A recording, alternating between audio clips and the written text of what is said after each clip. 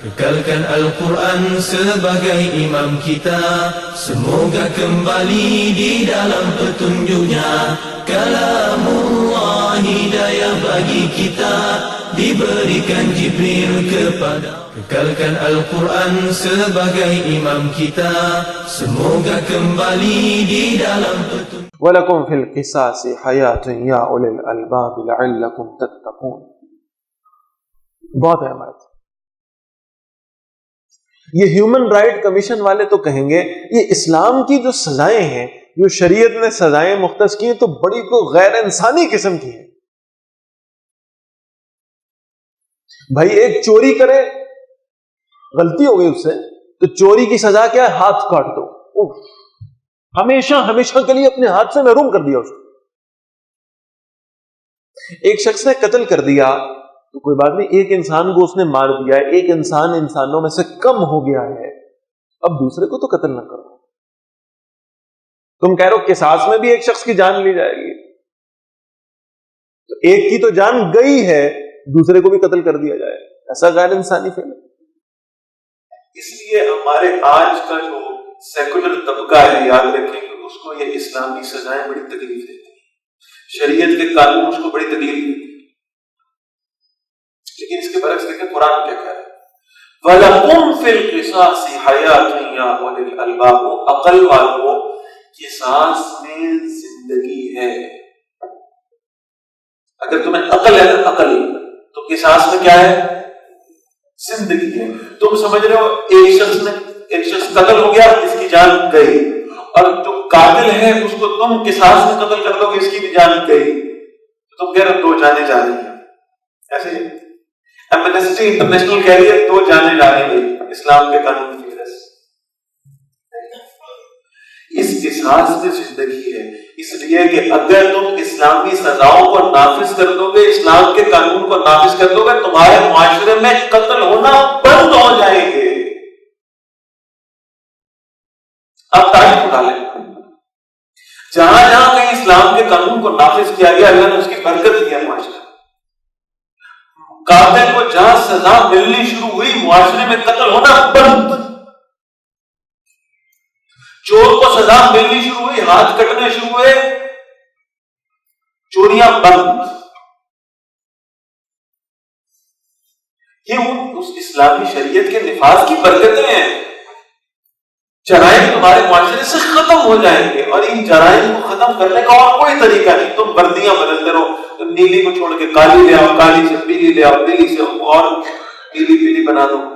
وردیاں بدلنے سے جرم ختم نہیں ہوگا.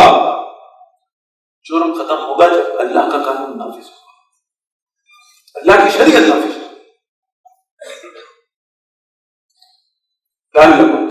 تاکہ تم بچ سکو، اس خون ریزی سے بچ سکو. کتب علیکم، فرض کر دیا گیا تم پر، اذا حضر احدکم الموت، جب تم میں سے کسی کو موت آن پہنچے، ان ترک خیرا الوصیہ، اگر وہ کچھ مال چھوڑ رہا ہو تو وہ وصیت کرے.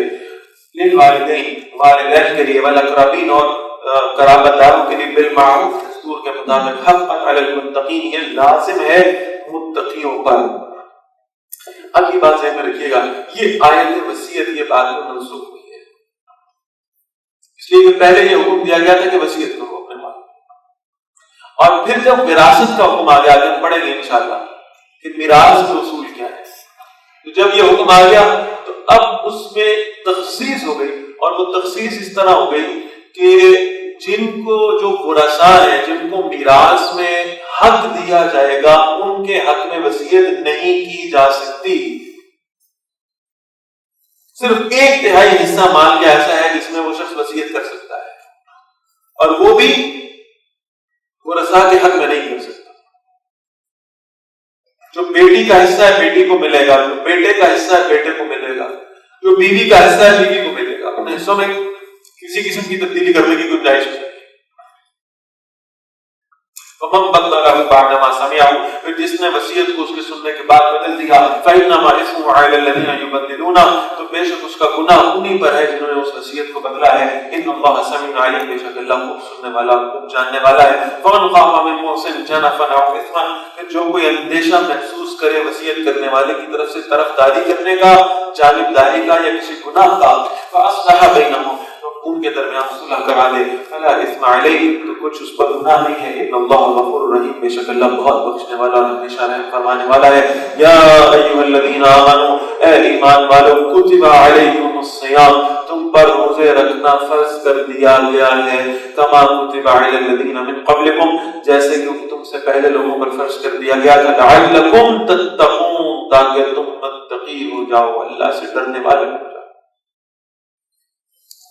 یہ سمجھیں یہ صوم کا لفظ کہاں سے آیا؟ عرب جو ہے وہ اپنے گھوڑوں کی نازک مزاجی کو کم کرنے کے لیے ان کے منہ کے اوپر چمڑے کے ٹکڑے باندھا کرتے تھے اور سارا دن انہیں بھوکا پیاسا رکھا کرتے تھے۔ چمڑے کے ٹکڑے سے منہ باندھ دیا تاکہ یہ کھا پی نہ سکے، اور اس چمڑے کے ٹکڑے کو صوم کہتے تھے، تاکہ کھانے پینے سے روکا جا سکے اور اس کے اندر ایک طاقت پیدا ہو، اس کے اندر برداشت پیدا ہو، صبر پیدا ہو، تحمل پیدا ہو، اس غرض۔ لعلکم تتقون، یاد رکھو تمہارے چہروں پر کوئی شے بندھی ہوئی نہیں ہوگی، تمہارے ہاتھ کھلے ہیں، تمہارے منہ کھلے ہیں، تمہارے سامنے کھانے پینے کی اشیاء موجود ہیں، اور تم جب چاہو ہاتھ بڑھا کر جو چاہو کھا پی سکتے ہو، لیکن اس کے باوجود تم رکے رہو گے اس لیے کہ تم اللہ سے ڈرتے ہو۔ یہ ہے روزے کا اصل مقصد۔ آپ جس کمرے میں بند بیٹھے ہوئے ہیں اس میں آپ کو کوئی دیکھنے والا نہیں ہے، کھانے پینے کی اشیاء آپ کے پاس موجود ہیں، آپ کو شدید بھوک لگ رہی ہے، پیاس محسوس ہو رہی ہے، آج پہلا روزہ تھا، آپ کو اس کی شدت کا احساس ہوا ہو، آپ کو کوئی نہیں دیکھ رہا، آپ وضو کرتے وقت منہ میں پانی ڈالتے ہیں، کلی کرتے ہیں، آپ چاہیں تو چند قطرے حلق کے نیچے سے بھی اتار سکتے ہیں، آپ کو سکون اور راحت محسوس ہو، لیکن آپ ایسا نہیں کریں گے، اس لیے کہ وہاں آپ کو پتا ہے کہ اگر آپ کو کوئی اور نہیں دیکھنے والا تو آپ کو احساس ہے کہ آپ کا رب آپ کو دیکھ رہا ہے۔ یہ ہے روزے کا مقصد کہ انسان میں تقویٰ پیدا ہو جائے۔ لعلکم تتقون، ایام معدودات، گنتی کے چند دن ہیں، فمن کان منکم مریضا او علی سفر، پھر تم میں سے جو کوئی بیمار ہو یا سفر پر ہو، فعدۃ من ایام اخر، تو اسے چاہیے کہ وہ اپنی گنتی کو بعد کے دنوں میں پورا کر لے، یعنی کوئی بیماری ایسی ہے جو روزہ رکھنے کی صورت میں بڑھ سکتی ہے یا اس سے صحت کو نقصان کا اندیشہ ہے تو روزہ چھوڑنے کی اجازت ہے، لیکن پھر رمضان کے بعد والے دنوں میں اس روزے کی گنتی کو لازماً پورا کریں گے۔ ایک بار مسافر ہے، سفر کی سختیاں ہیں، صعوبتیں ہیں، مشکلیں ہیں تو روزہ چھوڑ سکتے ہیں، لیکن بعد میں کیا کریں گے؟ پورا کریں گے۔ اس کے علاوہ کوئی استثناء نہیں ہے۔ یہ جو ہمارے ہاں ایک نئی فضا چلی ہوئی ہے نا کہ جی بھائی موسم کی بڑی شدت ہے، روزہ نہیں رکھ سکتے تو روزہ چھوڑ دیتے ہیں، کام کاج کرنے ہیں، مزدوری کرنی ہے، روزہ چھوڑ دیتے ہیں۔ ذہن میں رکھیے گا یہ حجت نہیں ہے، اس کی اجازت نہیں ہے کہ اس بنیاد پر روزہ چھوڑا جائے۔ اللہ کے نبی صلی اللہ علیہ وسلم فرماتے ہیں اگر ایک شخص بغیر کسی شرعی عذر کے ایک رمضان کا روزہ چھوڑ دے تو بعد میں پوری زندگی کے روزے بھی رکھتا رہے، رمضان کے روزے کا نعم البدل نہیں ہو سکتے۔ یہ تو عذر شرعی کی صورت میں اسے اجازت ہے کہ وہ بعد میں اس گنتی کو پورا کر لے تو برابر ہو جائے گا، ورنہ نہیں۔ حتیٰ کہ میں یہ عرض کیا کرتا ہوں کہ خواتین جن دنوں میں نماز نہیں پڑھتی، نماز کی قضا نہیں ہے ان پر، نماز چھوڑ دیں ان دنوں میں، نماز قضا نہیں، لیکن اگر انہی ایام کی وجہ سے انہوں نے روزے چھوڑے تو روزوں کی قضا لینی پڑے گی، روزے چھوڑنے کی اجازت تو نہیں۔ اس لیے کسی چھوٹی سی بات کے اوپر اس کو ذہن میں ہوئے کل میں نے کرکٹ میچ کھیلنا ہے تو میں روزانہ رکھوں، یہ دلیل نہیں ہے دین میں، فرض ہے یہ روزے اور ان کا ثواب ہونا ہے قیامت کے دن۔ وَعَلَى الَّذِينَ يُطِيقُونَهُ فِدْيَةٌ طَعَامُ مِسْكِينٍ، اور جو روزہ رکھنے کی طاقت نہ رکھتے ہوں، یعنی خدا نہ خواستہ کسی ایسی بیماری میں مبتلا ہو گئے جس سے صحت پانے کا کوئی امکان اب موجود نہیں ہے، تو لہذا یہ خیال ہی نہیں ہے کہ آگے جا کر اس روزوں کی قضا ادا کر سکیں، تو پھر ان کے لیے یہ ہے کہ وہ فدیہ دیں، اور وہ فدیہ کیا ہے؟ طعام مسکین، ایک مسکین کو کھانا کھلائیں۔ اس میں علماء نے صراحت کی ہے کہ جس درجے کا کھانا خود نوش فرماتے ہیں اسی درجے کا کھانا مسکینوں کو کھلایا کریں. فمن تطوع خیرا فهو خیر له, جو خوشی سے کوئی نیکی کرے تو اس کے لیے بہتر ہے. وان تصوموا خیر لکم, اللہ کا انداز دیکھیں کتنا خوبصورت. اگر تم روزہ رکھ لو تو یہ تمہارے لیے بہتر ہے ان کو تم تعلمون, اگر تم جانتے. اگر کوئی تھوڑی بہت بیماری ہے اور صبر کیا جا سکتا ہے, اگر کوئی ایسا سفر ہے جس میں بہت زیادہ صعوبتیں نہیں ہیں اور تم کوشش کر کے روزہ رکھ لو, اس لیے کہ اللہ کے رسول صلی اللہ علیہ وسلم سے سفر کے دوران روزہ چھوڑنا بھی ثابت ہے, روزہ رکھنا بھی ثابت ہے. اگر تم سفر کے باوجود روزہ رکھ لو, اگر تم تھوڑی بہت بیماری ہے اور اس کے باوجود روزہ رکھ لو, لیکن تمہارے لیے بہتر ہے, اس لیے کہ رمضان کے روزے کی جو برکات ہے وہ تمہیں بعد میں حاصل نہیں ہو سکتی. شہر رمضان الذی انزل فیہ القرآن, رمضان کا وہ مہینہ ہے جس میں قرآن نازل کیا گیا. خاص کیا ہے اللہ نے اس ایک مہینے کو قرآن کے ساتھ. ہدی للناس وبینات من الہدی والفرقان, یہ ہدایت ہے لوگوں کے لیے اور اس میں واضح دلائل ہیں ہدایت کے اور حق اور باطل کے درمیان میں فرق کرنے کے. یہ ایک تاریخی چیز ہے کہ قرآن مجید رمضان میں نازل ہوا. اسے قرآن میں باقاعدہ شامل کر کے اس پر زور دینے کی کیا ضرورت تھی؟ اس لیے بتایا گیا ہے کہ رمضان کے مہینے کو زیادہ سے زیادہ قرآن مجید کے ساتھ گزارا کرو. اپنے اوقات اس مہینے میں قرآن کے لیے مختص کرو. قرآن کے پڑھنے پڑھانے میں, اس کی تلاوت میں, اس کے سمجھنے سمجھانے میں اپنے اوقات کو لگاؤ. اس مہینے میں قرآن کا تم پر سب سے زیادہ حق ہے.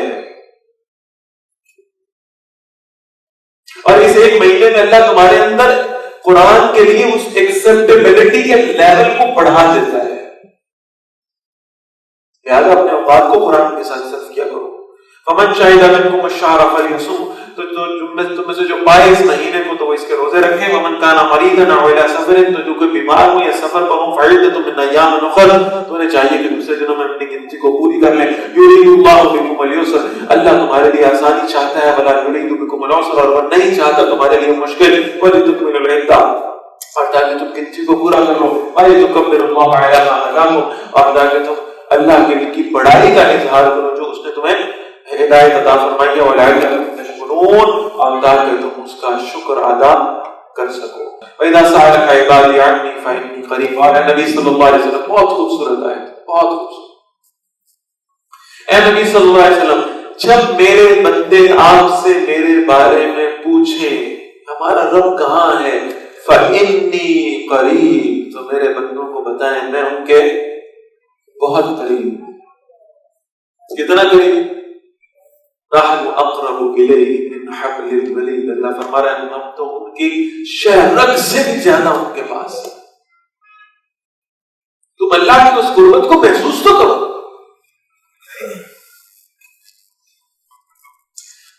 اجیب دعوت الداعی اذا دعان, میں قبول کرتا ہوں ہر پکارنے والے کی دعا کو جب بھی وہ مجھے پکارتا ہے. تم اللہ سے مانگو تو صحیح, تم اللہ کو پکارو تو صحیح, تم اپنا درد دل اللہ کے سامنے رکھو تو صحیح, تم چند آنسو اللہ کے راستے میں بہا کے تو دیکھو. علامہ اقبال رحمۃ اللہ علیہ کا بڑا دلچسپ واقعہ ہے کہ ابھی علامہ نہیں بنے تھے, صرف اقبال ہی تھے.